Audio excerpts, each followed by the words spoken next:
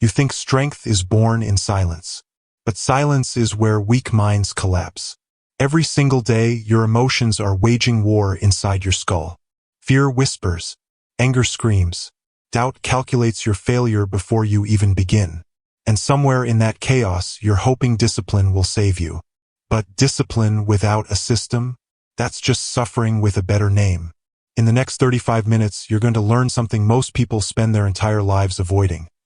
How to build a mind so controlled, so directed, so unbreakable, that chaos itself becomes your advantage. This isn't motivation. This is psychological architecture. We live in an age of psychological fragility. Your phone triggers dopamine hits every 6 seconds. Your nervous system is permanently fractured between work, relationships, and the phantom pressure of social surveillance. Most people's minds are like abandoned buildings. Empty hallways, broken doors, no one at the controls. This is intentional. Fragmentation is profitable. Distraction is currency. Emotional instability keeps people compliant, reactive, weak. And if you've felt the pull of that gravity, that constant drag toward distraction, anxiety, reactive anger, you're not weak. You're just untrained. Your brain didn't evolve for this world. It evolved for survival. And right now, your survival instincts are misfiring. They're protecting you from ghosts. They're preparing you for battles that don't exist. They're sabotaging your potential because they were designed to keep you small, predictable, safe. But there's another way to use your mind. Elite operators, combat athletes, high-performing CEOs, philosophers, monks, people who've deliberately rewired their psychology, they all follow the same hidden architecture. 9 invisible laws. 9 psychological principles that separate those who control their minds from those whose minds control them. What you're about to learn isn't theory. It's documented neuroscience, behavioral psychology, and the lived experience of people who've mastered their own consciousness. And the most dangerous part? Once you understand these laws, you can't unsee them. You'll start recognizing them everywhere. In other people, in yourself, in the subtle moments where you either take control or surrender it. This is not meditation. This is not affirmations. This is the operating system of the human mind. And today we're rewriting yours. Let's begin.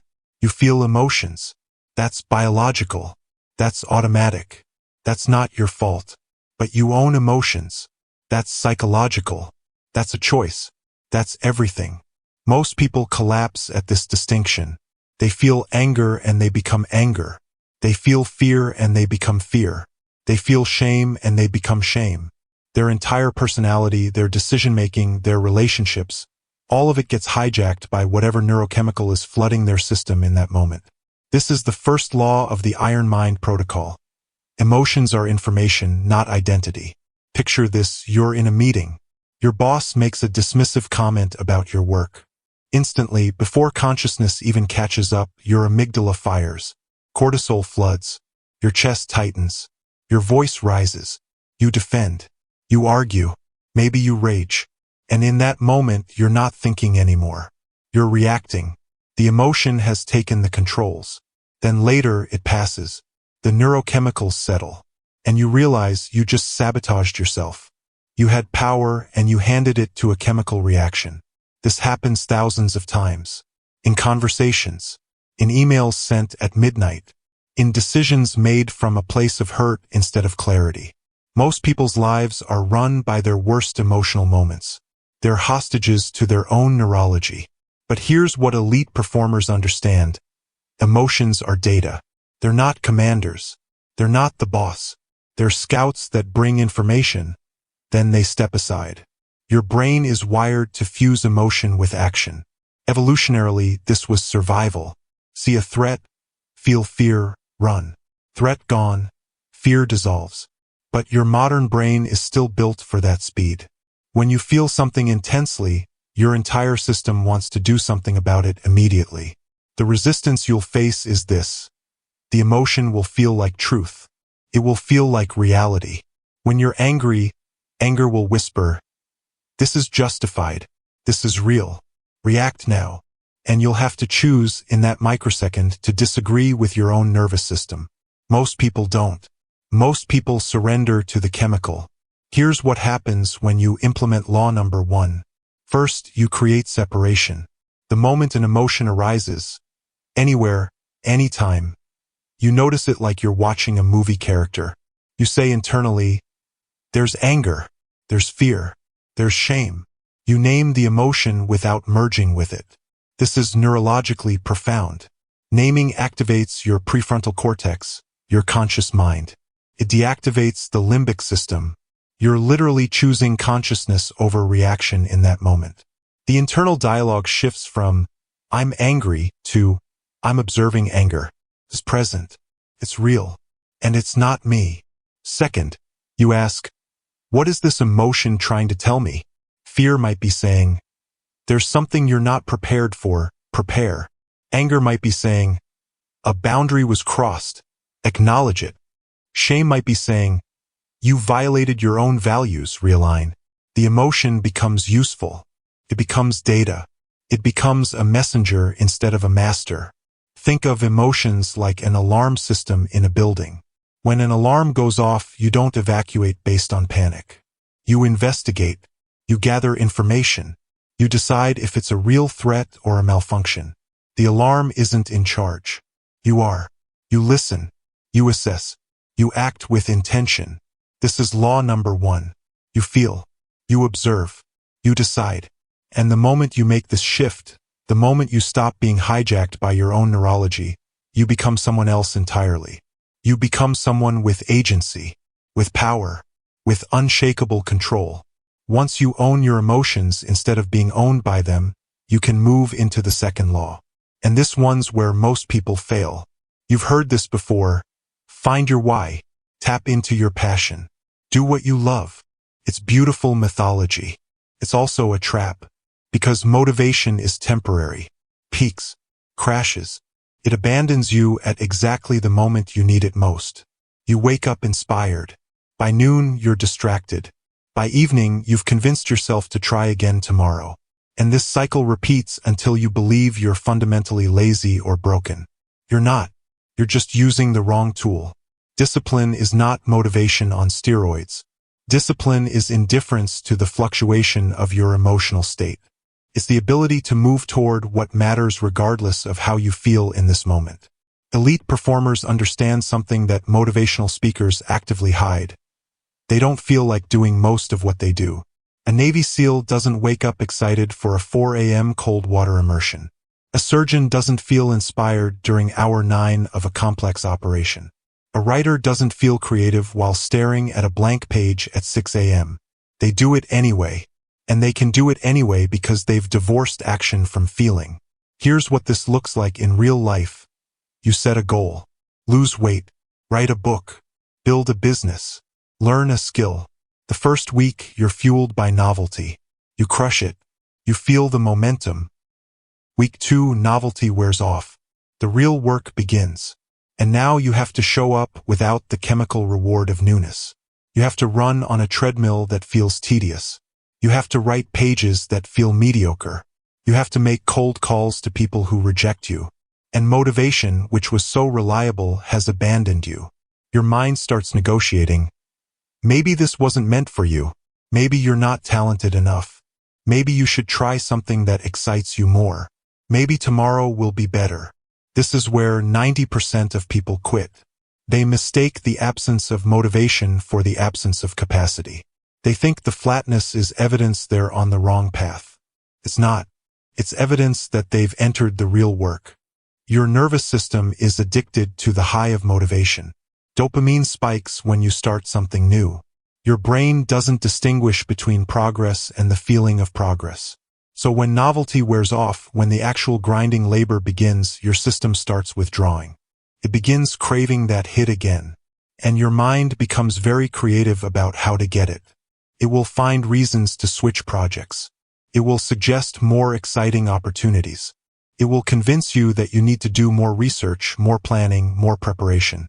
Anything except showing up to boring, unpleasant, necessary work. The resistance is neurological. It's not weakness. It's your brain's addiction to novelty being challenged. Here's how you implement law number 2. First, you separate action from feeling. You write down the non-negotiables. The things that matter.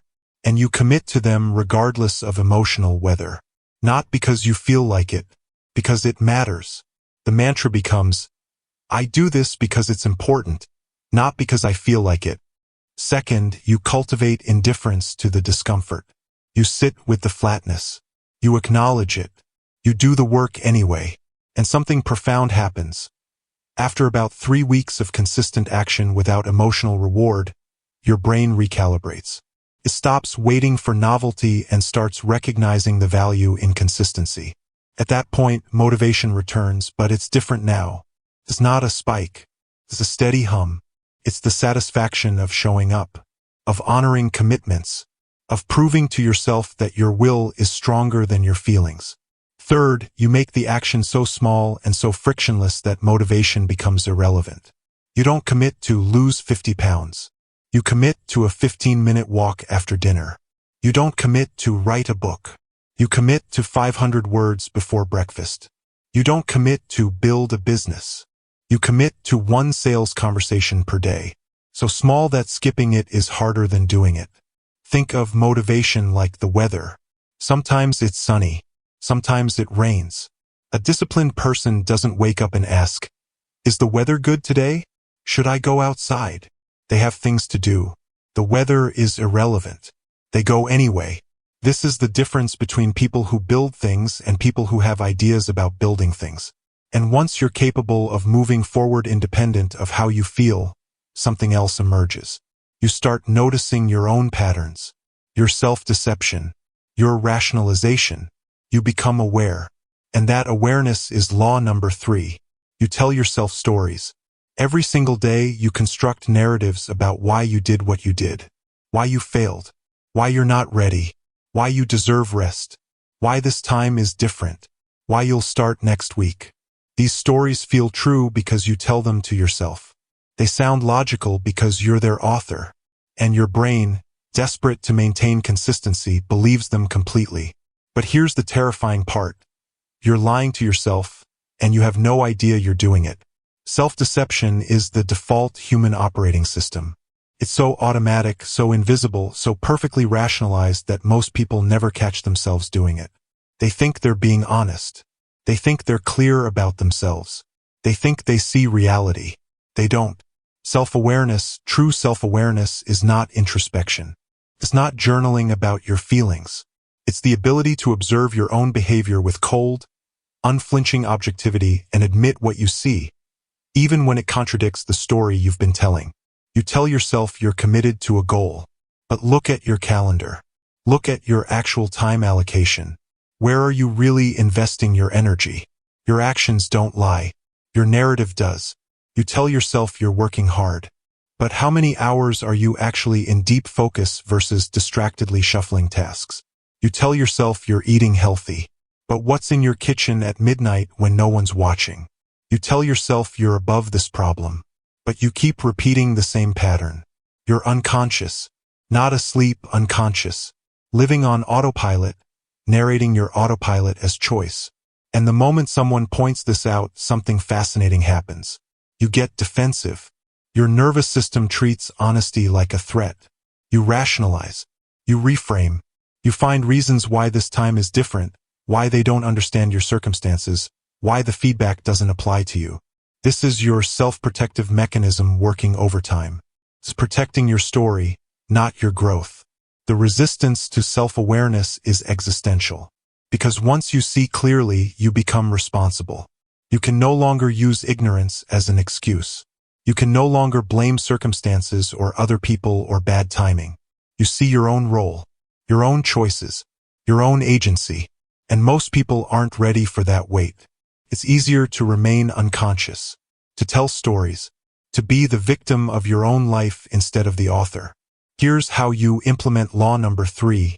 First, you get uncomfortable with feedback. Specifically, you stop treating criticism as attack and start treating it as data. When someone points out a pattern you're not seeing, instead of defending, you pause. You say, that might be true. Let me observe myself. You create space between the feedback and your reaction. A concrete practice. Once per week, ask someone you trust, what pattern do you see in me that I might not see in myself? And then listen without defending. Don't explain. Don't justify. Don't counter. Just listen. Your instinct will be to defend your story. Resist that. The discomfort is information. Second, you audit your actions against your stated values. You write down what you say you care about. Then you track how you actually spend time and money. Where's the gap? Where are you living one story and acting another? Where are you compromising? You say you value health, but you're sedentary. You say you value relationships, but you're always on your phone. You say you value growth, but you haven't learned anything new in 2 years. These are not moral failures. These are data points. They're showing you where your story diverges from reality. Third, you develop what's called radical honesty. You stop softening the edges. You look in the mirror and you say what you see, not the story you've constructed, what you actually observe. I'm afraid. I'm lazy about this. I'm avoiding this. I don't actually care about this. I was wrong. This feels like exposure. That's because it is. But it's also freedom. Your self-deception is like fighting an invisible enemy. You don't know what's hitting you, so you can't defend yourself. Self-awareness is turning on the lights. Suddenly you see exactly what you're dealing with. You can face it. You can strategize. You can win. And once you see yourself clearly, you can see how you're protecting yourself from growth, how you create comfort, how you rationalize small compromises. That's law #4. Your brain is running an ancient operating system. And that system has one primary directive: minimize discomfort, survive, stay safe, stay small. For 200,000 years, this kept humans alive. Saber-toothed tiger in the tall grass? Your amygdala screams discomfort, fear, and you run. System works. You survive. But now that ancient system is sabotaging your potential. Because growth requires discomfort. Transformation requires discomfort. The life you actually want to live requires you to do things your nervous system is screaming not to do. Comfort is stasis. Comfort is the absence of growth masquerading as peace. And most people have built their entire life around maximizing comfort and minimizing discomfort. They've engineered away the friction.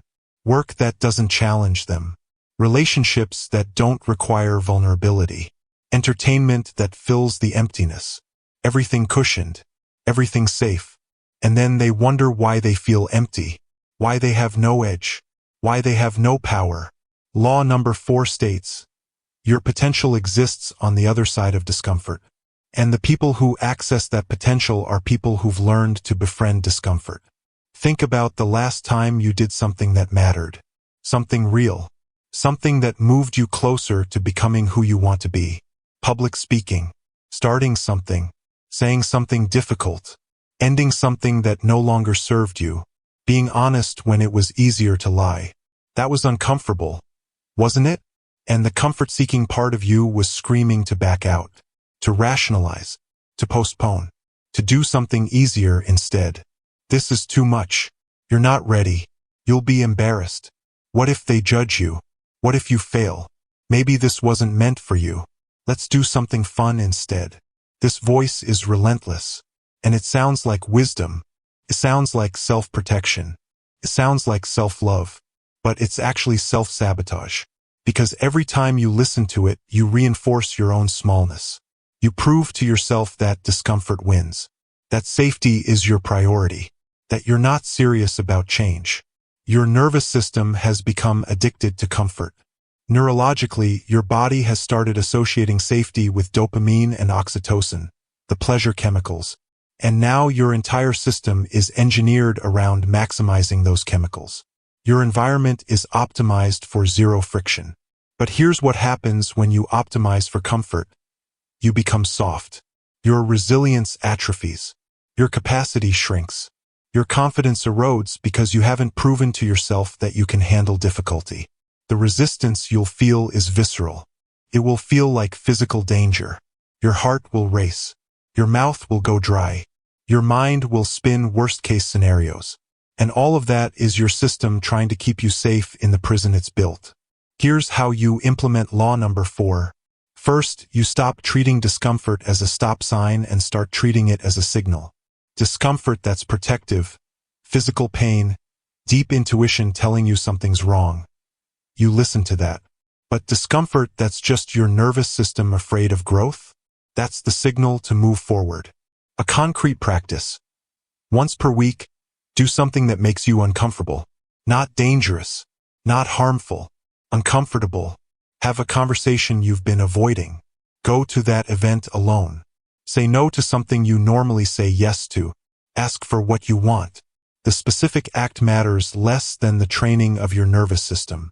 Because every time you move toward discomfort and survive it, more than survive, actually accomplish something, your brain recalibrates. It updates its threat assessment. Suddenly, discomfort becomes associated not with danger but with capability. Second, you reframe comfort as stagnation. The moment you start feeling perpetually comfortable in any area of your life, you know you've stopped growing. You've hit a plateau. So comfort becomes a warning signal. Time to expand again. The mantra becomes, if I'm comfortable, I'm contracting. If I'm uncomfortable, I'm expanding. Third, you build identity around discomfort tolerance. You stop seeing yourself as someone who needs things easy. You see yourself as someone who seeks challenge, someone who grows, someone who can handle difficulty. And you make decisions from that identity, not from comfort seeking. Think of discomfort like resistance training for your mind. You don't become strong by lifting light weights your whole life. You grow by progressively loading more weight, by challenging your muscles beyond their current capacity. Same principle applies to your psychology. You grow by regularly operating beyond your comfort zone. And once you're comfortable with discomfort, something else emerges. You start seeing through other people's limitations. You recognize the stories they tell. You see their potential more clearly than they see it themselves. That's when you hit law #5.2 people experience the exact same event. The exact same circumstance. The exact same outcome. One sees it as a failure. One sees it as data. One spirals into shame. One extracts the lesson and moves forward. Same reality. Different worlds. Because perception is the interface between reality and your psychology. And most people's perception is completely distorted by their conditioning, their trauma, their beliefs about who they are. Here's what most people don't understand. The world you're experiencing is not objective reality. It's your nervous system's interpretation of reality filtered through your beliefs, your experiences, your expectations. Your brain is not a camera. It's a prediction machine. It's constantly generating a simulation of reality based on what it thinks will happen next. And it shows you the simulation, not the raw data. This means two people looking at the same situation are literally experiencing different realities. Law number 5 states, master your perception and you master your psychology. Because your perception becomes your reality. Someone gives you critical feedback. Your perception, they think I'm incompetent. Your emotional response, shame, defensiveness. Your action, avoid them, prove them wrong, ruminate. But what if you perceived it differently? They see potential in me and they want me to reach it. Same feedback, different perception, different emotional response. Gratitude, curiosity, different action. Ask for specifics, improve, strengthen the relationship. Same external event, completely different internal reality. Here's the trap, your perception feels true. When you perceive rejection, it feels like rejection is real. When you perceive incompetence, it feels like inadequacy is the truth. You're not aware you're perceiving. You think you're observing, but you're interpreting. Your brain is running a script that's completely invisible to you. Your nervous system has built its perception of reality over 20, 30, 40 plus years. Every experience has shaped it. Every piece of criticism, every rejection, every moment you felt small has updated your neural pathways. And now those pathways are running automatically. You see the world through the lens of your past. You interpret situations based on what happened before. You expect the worst because it happened before. And guess what? You usually find evidence for your expectation because you're looking for it. This is called confirmation bias and it's running your life. The resistance to changing your perception is enormous because your current perception feels like truth. Challenging it will feel like delusion. Here's how you implement law number 5. First, you become aware of your perceptual patterns. In any high-stakes situation, criticism, uncertainty, conflict, what's your default interpretation? Do you assume incompetence, rejection, that you don't belong? Write it down. Become conscious of your script. Next time you perceive something negatively, pause. Ask yourself, is this the only way to perceive this? What's another interpretation that could also be true? You're not trying to fake positivity. You're opening your perception to possibility. Someone doesn't respond to your message. Default perception, they're upset with me. They think I'm annoying. Alternative perception, they're busy. They'll respond when they can. Which is actually true? You don't know. That's the point. Your brain chose one without evidence. Second, you audit your core beliefs about yourself. Who do you believe you are? Successful? Incapable? Worthy? Broken?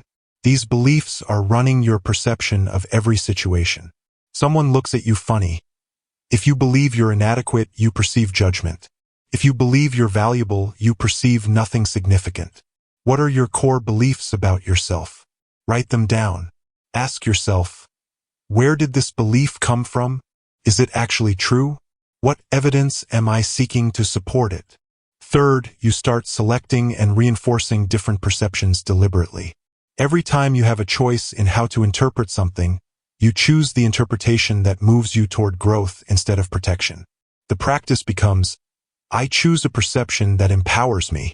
Think of your perception like a pair of glasses. You've been wearing the same glasses your whole life and you forgot you're wearing them. You think you're seeing reality, but you're seeing reality filtered through these lenses. What if you took them off? What if you tried different glasses? Reality doesn't change. Your experience of reality changes completely. And once you understand that you're not bound by your perception, that you can choose how you interpret events, you realize something profound. You have more power than you thought. But that power requires something. It requires ownership. That's law number 6. You've been hurt. You've been wronged.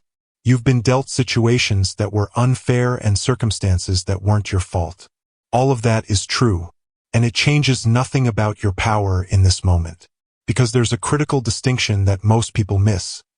What happened to you is not your responsibility. What you do about it is.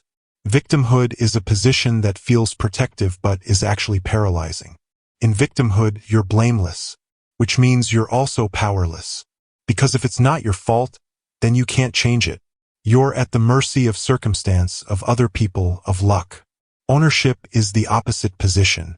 It's taking full responsibility for your life, your choices, your results, even for things that weren't technically your fault. And this sounds insane at first, but it's actually where your power lives. Law number 6 states, the moment you move from victimhood to ownership, you reclaim control. Someone treats you poorly. In victimhood, you catalog the mistreatment. You tell the story of what they did to you. You wait for them to change or apologize or acknowledge the harm. You're waiting for permission to move forward. In ownership, you ask, how did I allow this? What were my boundaries? What will I do differently? You don't excuse their behavior. You acknowledge it. And then you focus on your response because that's the only thing you control. Victimhood tells you, this is why I'm struggling. This is why I haven't succeeded. If only they had believed in me. If only I'd had a better start. If only. Ownership tells you, I'm struggling because I haven't done the work. I haven't succeeded because I haven't put in the effort. The circumstances were real, but they're not my excuse. They're my starting point. There's a seduction in victimhood. Comes with community. Other people who share your grievance. You can talk about it. Confirm it with each other. Feel understood. The burden gets lighter when it's shared. But here's the cost. Every moment you spend in victimhood is a moment you're not building. Every story you tell about why you can't is a moment you're not discovering why you can. And your nervous system has likely learned victimhood well, because blame is easier than responsibility. Waiting for external change is easier than internal change. Here's how you implement law number 6. First, you acknowledge reality without living in it. Yes, there were unfair things. Yes, you were harmed. Yes, you faced obstacles that others didn't. None of that is denial.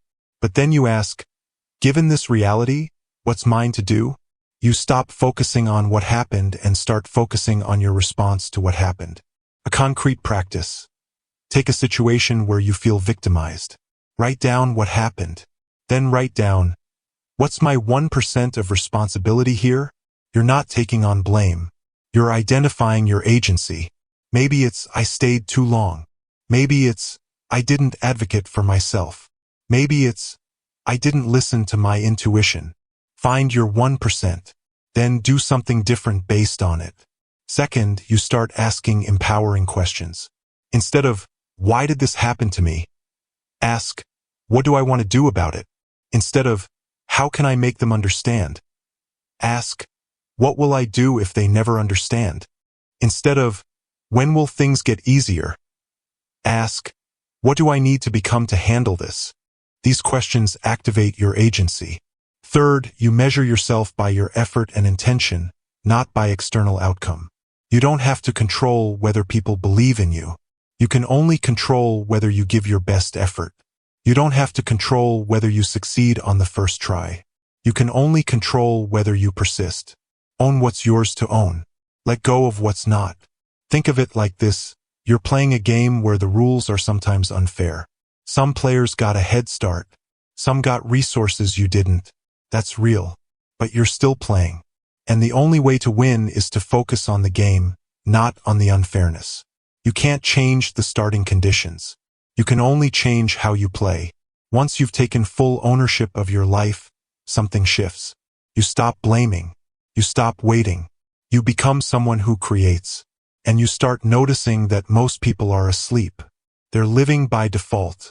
That's when law number 7 becomes relevant. Most people are not living their lives. They're being lived by their lives. They wake up to an alarm. They check their phone. They're pulled by notifications, by obligations, by the momentum of yesterday. They're reacting to everything, responding to demands, following the path of least resistance.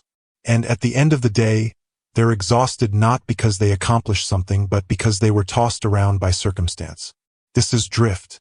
And drift is the default setting for human consciousness. There's a neurological reality. Without deliberate intention, your brain will conserve energy by running on autopilot. It will follow patterns. It will repeat what's familiar. It will rationalize laziness as wisdom. Law number 7 states, your life will be shaped either by your conscious intention or by your unconscious conditioning. There's no neutral. You're either designing or defaulting. Elite performers understand this. They don't just wake up and see what happens. They know exactly what they're building toward. They have a clear target, and they organize their entire day around moving toward that target with precision. Consider 2 people. Same job, same circumstances. Person A wakes up without a clear intention. They scroll. They react to whatever's urgent. They attend meetings. They handle crises. They leave work, they watch TV, they sleep, they repeat. 6 months later, nothing has changed. 1 year later, they're somewhere else, but the pattern is identical. Person B wakes up with one clear intention. Something specific they want to accomplish today. They organize their morning around it. They protect their focus. They say no to distractions. By the end of the day, they've moved toward something real. Over a year, Person A has 250+ days of drift. Person B has 250+ days of precision. The gap is not small. It's the difference between a life that happens to you and a life you build. The difference starts with a simple question. What's my one thing today? Not 10 things. Not 5 things. One thing. The one thing that, if accomplished, would make this day meaningful. When you wake up with that clarity, something shifts neurologically. Your reticular activating system, the part of your brain that filters information, starts highlighting opportunities related to that intention. You notice things, connections, resources, that were always there but invisible because you weren't looking. The challenge. Drift is seductive because it feels like freedom. No plan, No pressure. Just responding to the moment. But that freedom is actually passivity. It's surrendering your agency to circumstance. And your brain loves drift because it requires minimal energy.